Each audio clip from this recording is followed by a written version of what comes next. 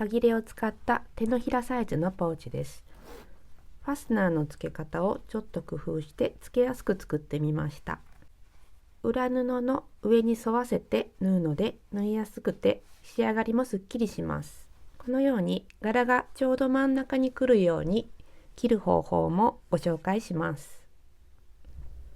表布は横17センチ、縦13センチ、裏布は横が17センチ、縦12センチです。それぞれ2枚ずつ用意します。ファスナーは14センチのものを1つ、切って使うときは17センチ以上のものを使います。出来上がった時に絵が真ん中に来るようにしたいので、布を切るときにクッキングペーパーで17センチ ×13 センチの紙を切って、下から 3.5 センチ、上から 1.5 センチのところに線を引きます。この真ん中のところが絵柄になるので、生地に合わせてこの形に切り取ります。表布と裏布を中表に合わせます。柄があるときは上を合わせます。裏布をこのように合わせて、ここを1センチの縫い代で縫います。2枚とも同じように縫いました。たらここを開いてアイロンを当てます。縫い代は上向きになってます。この線にファスナーを合わせます。ファスナーは裏を向けて開きます。で、裏布の線に沿うようにして、ここを5ミリの縫い代で縫います。ちょうどこの布の段のところに合わせるような感じで縫っていきます。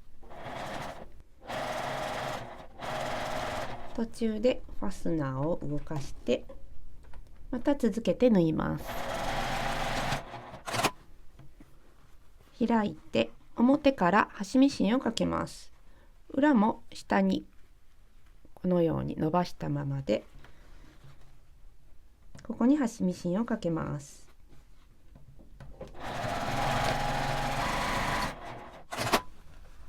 このようにファスナーがつけました。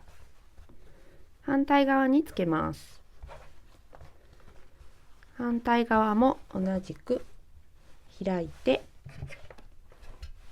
アイロンを当てます。さっき縫ったファスナーを裏向けて、同じように裏布の端に合わせてここを5ミリで縫います。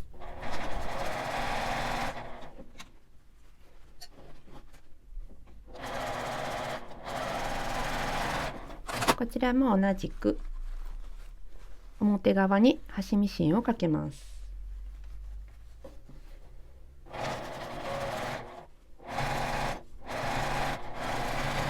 ファスナーを真ん中くらいに移動して表同士裏同士を合わせて留めます。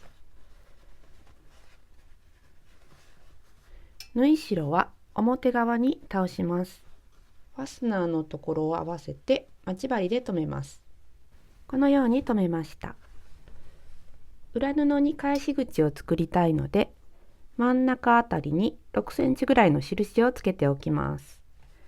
この印以外のところを1センチの縫い代で縫います。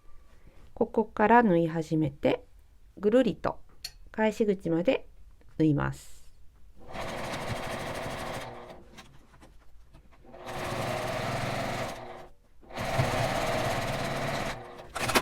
まちを作ります。そこを三角にして5センチの線を引きます。縫い代はどちらかに倒します。ここに5センチの線を引きます。真ん中から 2.5 センチずつミシンで縫います。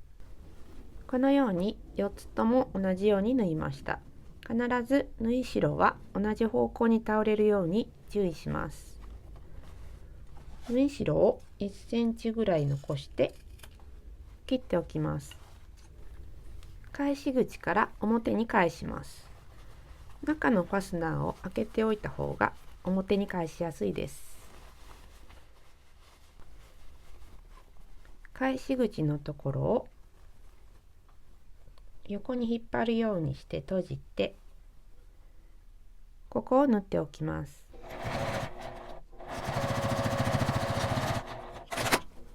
底を中に入れて整えたら出来上がりです。角のところは指で押して合わせるようにします。外からアイロンを当てるときはファスナーが熱くなっているので注意します。タオルなどを入れて当てても良いかと思います。出来上がりです。